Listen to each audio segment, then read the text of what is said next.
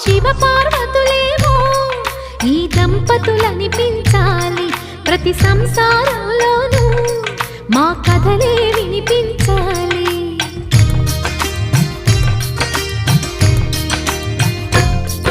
ఆ సిరిని శ్రీహరిని మా జతలో చూపించాలి శ్రీకాంతుల కొలువంటే